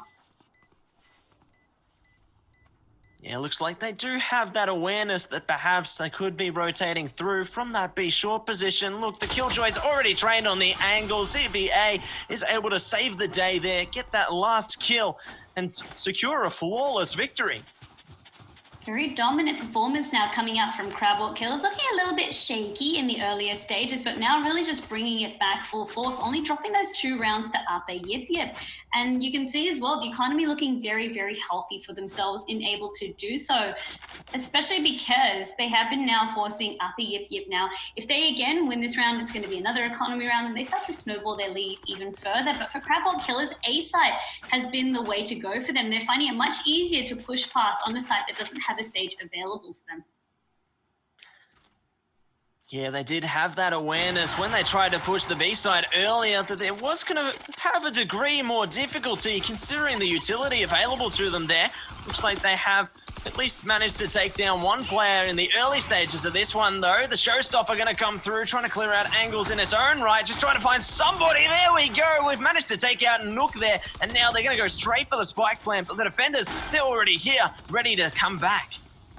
That's it. Ben Cahoots actually holding their ground really nicely, unlocking the neural theft to gain a little bit more intel. Knows that they have been spotted out by the operator and trying to force them back. We'll get another frag, as again, they're just trying to deal as much damage to the economy as Crab Walk Killers as possible. And you know, what more can they do? Of course, the call would have been to save there. They were nowhere near to be able to help. So they just need to be able to try and save their gun and save their economy. Because again, as I said, it's going to be another save round that now Crab Walk Killers have forced upper Yip Yip into. And they keep forcing them into these less than ideal scenarios, these uncomfortable situations. I feel like the adaptation does need to come through from the side of upper Yip Yip. They need to figure out maybe they should opt to perhaps allocate Yuna towards the A side as opposed to B, considering that we have seen time and time again a pattern being established by the Crab Walk Killers. I'm really glad you said that because you literally read my mind. It's about how you adapt, and Crab Walk Killers are going to keep forcing that A side as long as they're finding it easy to do so. I mean, why do they need to change it up? It's for the defenders to change it up. What they're doing is working for them 100%. And also the read on the situation, you can see how aggressive Crab Walk Killers go when they know that they're up against that economy buy, as opposed to when they know that they're up against a full buy on the side of upper Yip Yip. And again, this is a team that I said did really well in terms of previous Valorant Ignition Series results. And to play so well when your captain is currently unable to play for various personal reasons, and you're playing with a sub, it just shows great things for the Crab Walk Killers. They're just so comfortable as a team.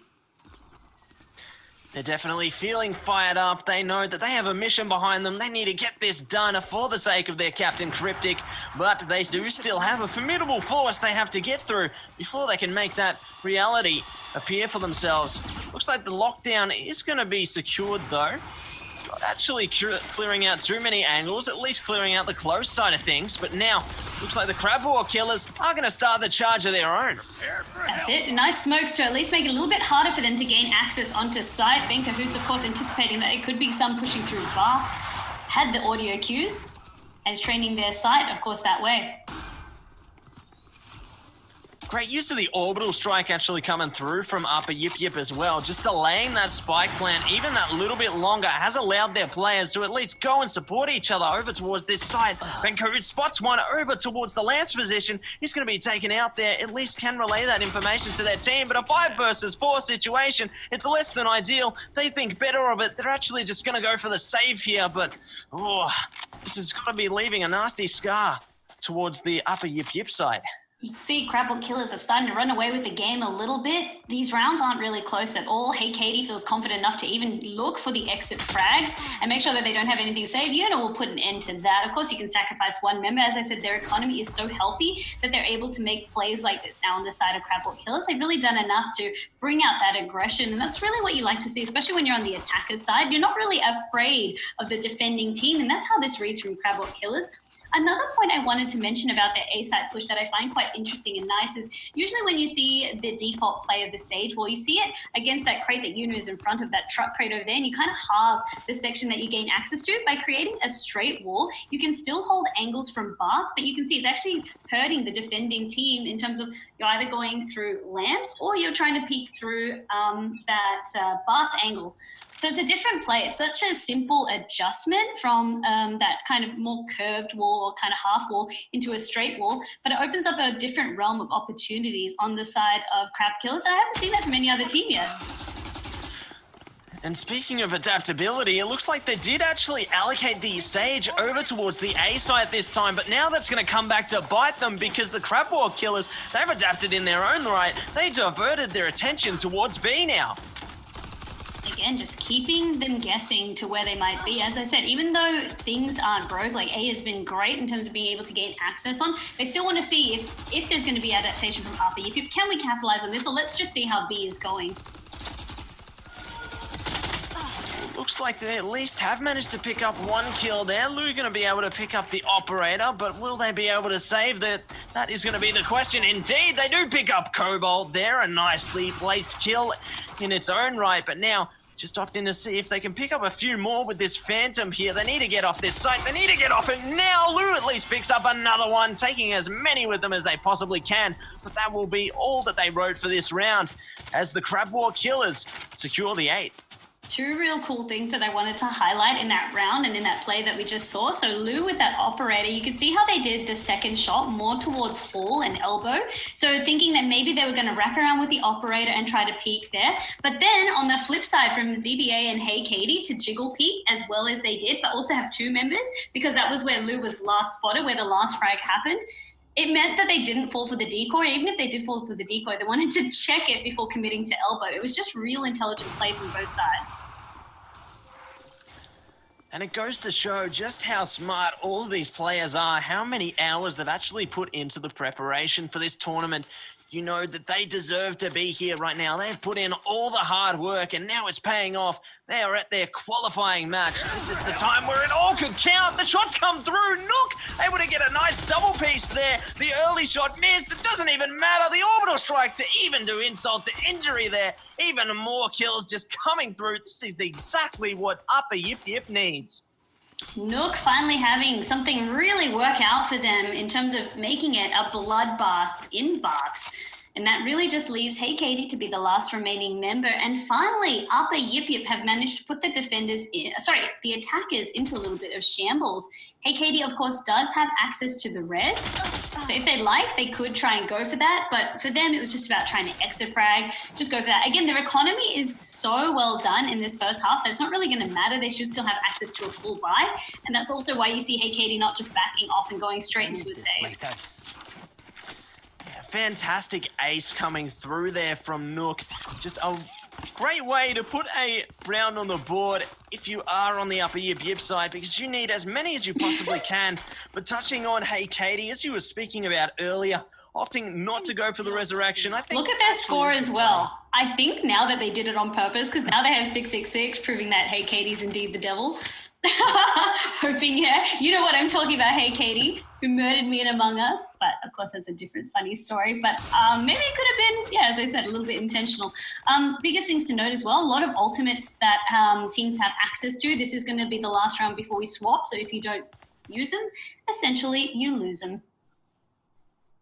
Exactly right. It's a now or never scenario, and there's a lot more ultimates on the defending side this time around. Like, yes, the attackers do have some available to them as well, but I feel like the ultimates on the defending side may actually be able to make more of an impact.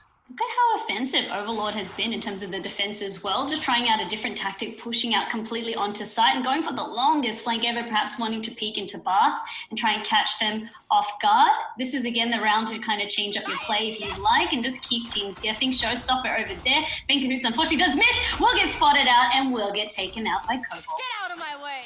Oh no, and Overlord actually was spotted out by the alarm bot as well. At least Lou's able to find some redemption there, taking out Cobalt. Now there's going to be 2 ultimates available on the defending side and 4 players they need to deal with. I feel like the run it back definitely could be the key factor in this scenario, because they're going to need to clear out this site somehow. And with only a couple of them there, it's going to be very difficult. That's it. Really needs some support from Overlord, who managed to get at least one. But again, there's always 2 stations, so the trade can at least occur. Lou has the runner back, gained a little bit intel, only where a turret is. Didn't really see anyone. So again, not the ideal situation. Was unable to clear out any traps. Trying to go for the peek over there, but Hey Katie was, of course, waiting for them. At least on the side of Arthur, though they tried something else. It didn't quite pay off. There was already traps in place from Crabwalk Killers to be able to spot that out. But also, just again, the ultimate. So Cobalt really opening up, getting that first pick onto B side, and then making it 2. It was a great use of the showstopper there to really start things off, because you saw from the defending side on Overlord there, they were trying to change things up, go for that flank strategy, but because they didn't have that additional member allocated to the site, it came back to bite them. It was all down to Ben Cahoots, and with that showstopper, that's 1 bullet that's just very deadly. That's it. But there is signs of life for Upper Yip as well. The way that their composition reads, I mean, to have those 2 duelists, like you've got Lou and Overlord. Lou especially as well, been playing that fragger role quite nicely. Perhaps this will work out in their favor. Unfortunately, though, Crabwalk Killers, as I said, they just kind of ran away with that first half. So we just don't know how close some of these rounds would be, because they felt very one-sided at times. Totally different from the tone set by Coffee a little bit earlier. Well, looks like there's going to be a tone definitely being set in the start of this one as well, though. Cloxy's able to open up 2 kills, trying to find another one as well, at least for the sake of the attacking side. Lou is able to take out 1 player there. Ooh, these headshots coming through on both sides. Cloxy does end up finding the last laugh in that regard. And now that is going to be the first round going the way of the defenders. You can see that wall is so awkward to play around as well. Like, once Spike was given over, you could see for Crabwalk Killers, they immediately collapsed onto it very, very easily. And then it was kind of a switcheroo, because Arthur Yip were actually walled out of their own Spike from everyone who tried to push through Baths. So again, it was just a nice read on this situation from Crabwalk Killers, and the aggressive play, even on the defender side, really working out for them. They're only now 3 more matches from getting their ticket into play-ins. So close, yet so far. Let's hope that they can maintain composure. Looks like overwhelming force is going to come through towards A short, though, as well as the bathroom. That is a fantastic start, Vandy. Yeah, and they've actually opted to do more of the wall that we saw coming out from Crabwalk Killers, not opting to really just section off that truck area, giving them more access onto site. They also managed to recover a Spectre, so this is really, really nicely done by Upper Yip. The best way to really start a round. Now they just need to maintain this numbers advantage. Don't allow any of their players to get singled out. Otherwise, that can allow possibilities for the side of the Crabwalk Killers. I love this positioning coming through from Upper Yip here. They're allowing themselves to play for that trade. They secure it. Do get even a bit more of additional damage, even trying to go for more kills. But now, ZBA actually has managed to take it down to a 2 versus 1. Not able to take out Lou in the end, but the damage is done nonetheless. They take out 3 players. that's at least going to do some decent damage towards the economy of the offensive side. It does, and for Crabwell Killers, it was perhaps a little bit of overconfidence that really killed them there. Hey, Katie trying to play a little bit more aggressive, get the spray down, but got completely overwhelmed by how many pistols were trained their way. And as you can see, exactly right. So anyone who was able to die in that last round, I mean, they don't have access to the buy that they'd like, forced into an economy round, and this is looking better for Upper Yip Yip. At least now they can start to claw some rounds back for themselves. No clowning around here. No, now is not the time for clowning around because it's getting so close, so very close to the finish line indeed. Looks like Yuna actually does play the further back angle, is spotted out by the very aggressive defensive side, but in terms of that aggression, that's allowed opens fields over towards the A side for the offensive side. Yeah, as you said, just really, really aggressive coming out. Benkahoot's able to at least get one. But there's going to be more of the Crabwell Killers still trying to look for picks. And again, if you're playing the economy round, you got to keep the attackers guessing to where you might be. Looks like trades are just coming through left, right, and center at the moment. This has allowed the defending side to actually pick up some primary weapons as well. Cloxy, as well as their teammate Zed, almost gets shot out there. ZBA is actually going to be taken out at the end of the day. I feel like the save play will be coming through from Cloxy here, and honestly, it's worth it because they came into this round with those eco weapons, so managing to take away a rifle is a great return on investment for them. Oh, absolutely. And even getting a couple of frags as well, they'd be very, very happy with that round. And I mean, Crabwell Killers, as I said, they're kind of still in the driver's seat and will continue to be so. There's still 5 more rounds that Upper Yip Yip need to be able to win to at least tie the scoreline. So they have plenty of space to work with. But again, that aggressive play on the defender side, it was almost confusing for us to cast, right? Because we're like, hang on, they're playing where the attackers are. Like, you're all up in their business, but you're playing defenders. And it goes to show for Crabwell Killers, they have some unconventional strategies or some strategies that I bet other teams would be looking to implement. But the best thing about them as well, they generally work. Like, the execution of them has been pretty, well, good for the most part.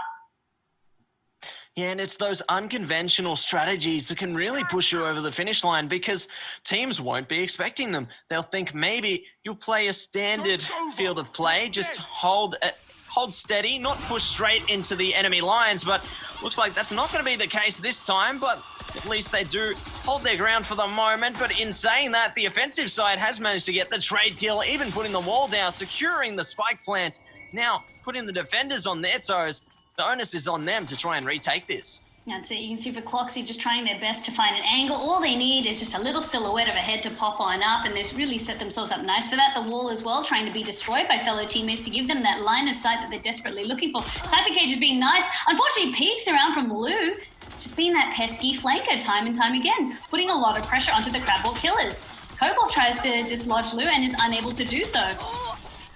Oh, the shot's getting so close. You saw that they got a lot of damage done on the Crabwell Killers side, but at the end of the day, if you leave Lou unchecked, he is going to come back to bite you, as they do manage to secure lots of kills across the board, particularly through sheer teamwork and even individual play there. Let's hope that they can continue to show this flair, pushing their way forward. Yeah, a few things that went really nicely done by Upper Yip Yip. Lou, as I said, to go around playing bass, pivotal moment over there. Another thing as well, Benkahoot's cyber cage, even once the wall was starting to get destroyed from Yuna originally, it really just denied Cloxy further from being able to use the operator, and it made pushing back for the retake very, very awkward. So again, this is the adaptation that we like to see coming out from teams. And Upper Yip Yip, they've gone up against some of the big boys, as we like to say, Rip and Tear, and things like Magic 5. Pants Down and Magic 5, and they still managed to keep coming back week on week. So Upper Yip Yip, they've been learning every time they've had these defeats from these bigger teams. Exactly right, and even if it may be a defeat on paper, it's a victory in its own way because of how much you can actually learn there. Oh, Cloxy trying to make use of the Blade Storm does get overwhelmed in the end. Great use of the paint shells as well, just forcing those players out of the lamps position, allowing the attacking side even more territory. Luckily, the trade comes through from ZBA there, though. But now, let's allow the attacking side on Upper Yip Yip to take control once again. Yeah, you can see for ZBA, really all they wanted to do was gain access to their gun as well. Had access to the lockdown, so it should force the attackers back at least a little bit more. This was that economy round coming in for Crabwalk Killers, so any guns that they managed to recover, that's kind of been their priority. Their unit through the smoke manages to get them defusing, almost going to get it, surely if it's uncontested. Cobalt did. Cobalt got it. Oh my gosh, it was so close. That was milliseconds away.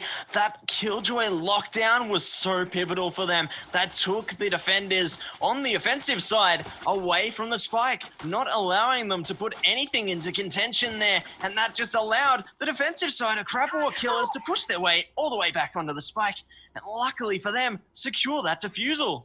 Absolutely, that was pivotal, and I just feel so robbed if you were on the side of Upper Yip Yip. You were just a millisecond away. This is the second time today now that we've seen such a clutch moment happening. Before it was a spike plant, now it's been a defuse. This night has just been an evening just full of surprises here and there. And of course, because again, this is every team's last chance now to qualify for play-ins without having to rely on the last chance qualifiers and the points that they've accrued by playing in the open qualifiers. Let's hope that they can make the best use out of this chance that has been presented to them. Obviously, the Crabwalk Killers 2 rounds away from potential gold.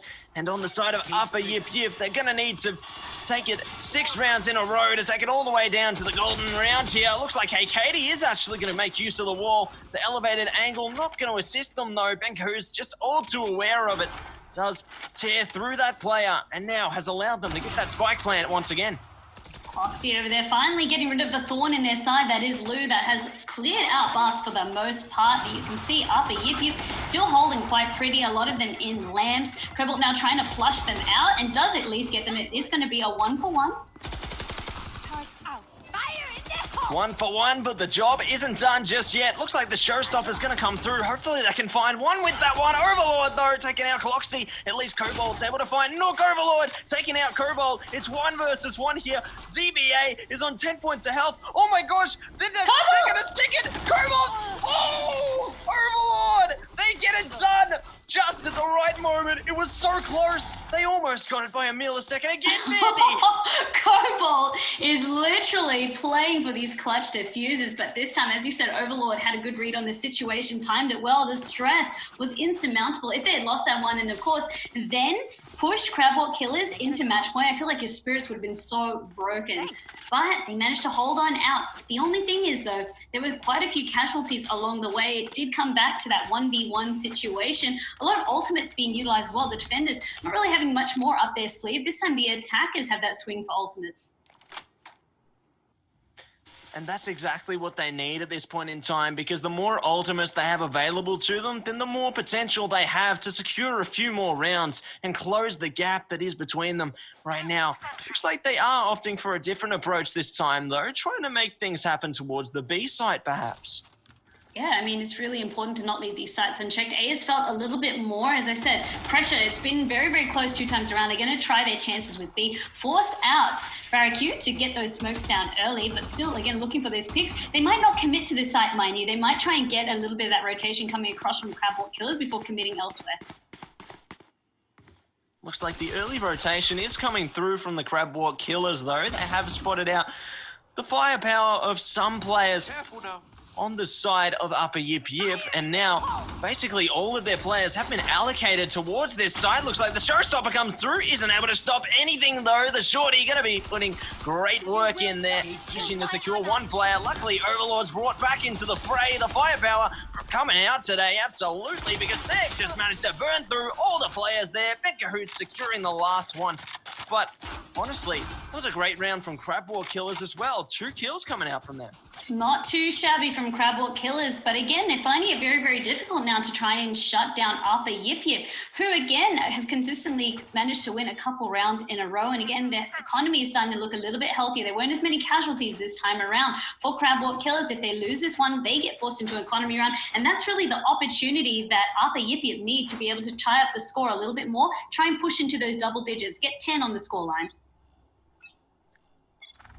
Possibilities are endless at this point, and it looks like they are going to be splitting their attention towards A and B currently, just trying to see if they can single out an early pick and then play around it from there. I feel like that's great in terms of keeping their opponents guessing, because they're not going to know exactly where they want to fully commit themselves from that.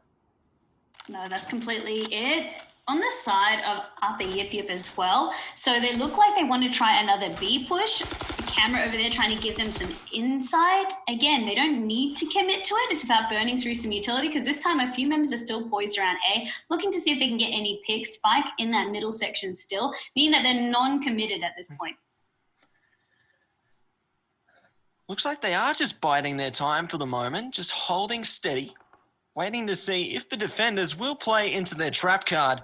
Looks like they are just going to be really weighing up the odds for the moment, just holding steady in their own right. But now the commitment is going to come through towards this A site with those smokes coming through from the Brimstone.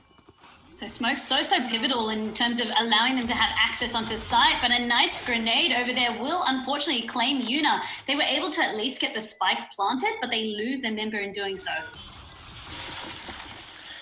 And having that Sage available definitely is pivotal if you are on the offensive side, because now it looks like the defenders are starting to dismantle through them piece by piece. The orbital strike in turn does come through just at the right moment on the attacking side, but now it has indeed lost its mark. These two players, they're going to have to do everything they can to try and keep them away from this spike, try and stop them from defusing, but it's not going to work though. It all just comes into play. They get the defusal, get the last kill, and that takes them to map point. I have to say, Barracu over there utilizing that orbital strike to force them further away from site. Again, just another pivotal move in terms of being able to allow them to have that round, but also the utility to constantly check on bars to make sure that I know that someone's going to be in there. That's the way that Upper Yip Yip like to play. Let's shut them down here. And then, as you can see, it was just about dismantling anyone that was trying to defend. So first you did see Binker Hoots fall, then of course Lou. And it's just a good read on the situation. As I said, Crabwalk Killers, they are able to adjust so well. But more importantly, that win has now forced them to threatening match point over Upper Yip Yip. The pressure definitely is on for them, because Crabwalk Killers, they're almost at the peak of the summit. They are just steps away. They can feel it. They can smell it. Victory is within their grasp. And it looks like Cloxy's actually opted for some aggression this time around, maybe trying to put the final nail in the coffin. Oh, Nook, you are just too aware. That could actually be what comes to bite them in this one, because that could allow the possibility of a round going the way of Upper Yip Yip. Yeah, that slow push from Upper Yip Yip. I mean, they make sure that they've always got someone covering the flank in case a situation like that does occur. They're not completely ruling it out. There has been some unconventional plays from Crab Killers, to say the least. So from Crabwalk Killers, it's just good as well to keep your opponents guessing. But that time, it didn't really work out. Access now onto this B side. Binker Hoots, of course, setting on up to try and deny vision. And Lou around the corner managing to take out ZBF, frees up the side even further. This is exactly what you want to be doing on the Upper Yip Yip side. Lou going to be caught trying to peek around the corner there. At least does relay that information to their teammates, so then they can look to surmount adequate defense. Looks like they are going to try and catch out these players, though. Nook at least able to take out Hey Katie, but the trade comes through nonetheless. Kobold just getting all the work done. Now it's taking it down to a 2 versus 2 situation, but on the attacking side, they are playing this magnificently, keeping their distance, not allowing any possibilities for these defenders to get back onto the spike. And the showstopper, ooh, almost hitting its mark, not going to hit it in the end. Kobold doing so much work, but the attackers pulled through. Overlord saves the day. They're still in this one. Oh, it came down to that nail-biting finish, the showstopper. I was so nervous if it did connect with someone. Surely that would be all she wrote. Binker Hoots trading themselves out to Overlord, as he said, could come away with that, but it's so close. The thing is, though, for Crabwalk Killers, because Upper Yip Yip weren't able to get the win on the previous round, they have access to another bye. Whereas if the storyline had gone a little bit different and they didn't let that other round drop, they would be forced out into that economy before. So again, just different scorelines, things like that. But most notable, again, is that Crabwalk Killers have access to a full bye. And again, they're threatening match point and will continue to do so unless Upper Yip Yip can win 3 in a row. And if the Crabwalk Killers do lose out this round, then that could force them into that economic deficit once again. Then they may need to bring out one of those unconventional strategies to perhaps catch their opponents off guard and see if they may be able to secure the final round they are so desperately seeking. Foxy as well changed up their playstyle, not going to go full aggressive this time around, got heavily punished for it that last round as well, which is also one of the reasons that we saw Upper Yip having a little bit of an easier time attacking. I say easier, but it came down to almost a 2v1 situation, right? That's how close these rounds have been. But again, it's the same old sort of play coming out from Upper Yip, bully their way onto site and really just set up. Well, Lou's got some great information as well. Knows that there's one player playing around that site. Did hear the steps there, so they can relay that to their teammates. Perhaps say somebody's going to be trying to push through lamps, guys. And look at the satchels coming through, just delaying them as long as possible. Looks like the Killjoy ultimate's going to come through, though. Perhaps trying to displace some players on site, but on the defensive side, they managed to pick up the kills. There's only one more to go. That's on Nook. The spike's not even planted for them. They need to do something right now. Otherwise, this could be it, everybody. The fire coming through. They stuck it through. Oh my gosh, Crab War Killers, they take it away. They are going to be qualifying. Congratulations to Crab War Killers. And again, these rounds always come down to the moment. Unfortunately, the molly didn't connect, so the defuse was able to go on through uncontested. And what a final round that was for Crab War Killers. Again, congratulations. This team that we said has shown real good results in the previous Valour Ignition Series tournament has now gotten their ticket for play-ins. And it's interesting as well, Matsy, because yesterday they missed their chance narrowly to get into the play-in game, to the qualifying matches. Instead, they were taken out by Notic just before they could do so. And we saw Notic actually going all the way, getting their ticket yesterday for play-ins. This time, though, Crab War Killers completely undeterred, managed to power their way through and take this one very, very nicely from Upper Yip. For Upper Yip, though, even though it was their last day of being able to compete and play, what this means to them is if they've accrued enough points, perhaps we'll be seeing them coming back for the last chance qualifiers. Yeah, we will see the results of that coming through in the not so far away future, as all those points are calculated to see who the teams will be pushing through towards the last chance qualifier. But I got to say, Vandy, the team on the Crab War Killers, they've done Cryptic proud. They really, really have. I mean, Cryptic, as I said, for personal reasons, couldn't actually play, had to pass on the captaincy onto other members of Crab War Killers, so they were playing with a substitute. And to look as healthy as they did today, again, fantastic. I really like watching Crab War Killers as well, because as I said, some of their plays are so unconventional. I feel like other teams would be wanting to maybe try and see if they could pick and learn from strategies that they've got. Their game sense, their game plan is very unconventional from what we see teams at the higher tier of OCE Valorant are able to achieve. So again, I just get excited because it just shows that they're not afraid to try something a little bit different, and maybe it might be silly. Who cares? At least you can tell that they're having fun with their games. And that's what it's all about, really, Vandy. You need to be able to have fun, because this tournament is an opportunity for you to gather a few of your friends, or perhaps even a few of your friends of friends all together to just have a great time. Because at the end of the day, it's all about making sure everybody is happy and doing the best they can. It is indeed. But of course, let's take a look at the standings now to see how the rest of the day played out. Because as I said, points play a big chance and a big factor in terms of seeing which teams that were unable to get their play-ins ticket and compete on September 19th, which teams will instead compete for the last chance qualifiers taking place. So let's have a look at them now. So, with Upper Yip unfortunately falling short alongside Coffee, both of those teams will be accruing 90 points from today's engagements. Following them, though, we do have Monka and Treehard, as well as Burger Esports and Kraken White, all accruing 80 points. Definitely a lot of points behind them. Maybe that could be what pushes them over the edge. Yeah, I wonder. I mean, for a lot of these teams, as I said, teams had either they were playing, because of course you could play a maximum of 4 qualifiers. Teams were either competing from qualifiers days 1 to 4, or maybe it was more like 4 to 6. I'm not really sure how teams want to do it. Of course, you could pick and choose. You could like play 1 week, skip a week, or play 1 day, skip a day, something like that. I'm not sure how teams did it, but what I do know though is that say for teams like Upper Yip, Coffee, Monka, where we've seen them really get to the top end of the leaderboard time and time again, the top end of the bracket time and time again, this is where those extra points can come in so handy. Absolutely right. It could be what makes or breaks teams at this point, because those points are really going to add up right now, and I'm sure that all the teams are going to be desperately watching to see if they did manage to make it. That's it, because after tonight, of course, we will find out which 4 teams have accrued the most points and qualified for the last chance qualifiers. Very excited to see it, but of course, that was our last broadcasted match of the evening, and that really does it. That's it for the open qualifiers. 3 weeks, 6 broadcasts, and an amazing amount of teams, 450 teams, I believe, who signed up to compete in Rise of Valor. What an amazing 3 weeks it's been. I feel like it really did fly by. Absolutely, it has just gone by in an absolute flash, and I'm so keen to see what the teams that did manage to qualify will be able to do, and I feel like this is a great chance for those teams who may not have been successful in this instance to really reflect and come back even stronger going forward. I hope so. It's all about the learnings that you can do. But for the teams that did, again, a big congratulations to all the teams over the 3 weeks that managed to secure their spot and qualify for the play-in stages. A big thank you to all of our viewers, to all of the players who competed in the open qualifiers, and of course to our partner Alienware. And a big thank you, of course, to our Observer Genome, the amazing production staff at Fortress Melbourne, as well as our talented admin to keep things running smoothly. I really enjoyed myself, and I hope you did too, Matsy.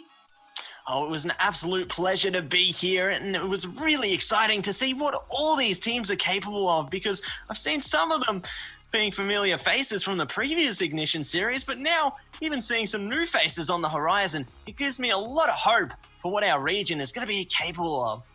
Absolutely right. And of course, we'll be back again on September 19th to bring you play-in series. Until then, though, take care. And again, thank you for watching Rise of Valor.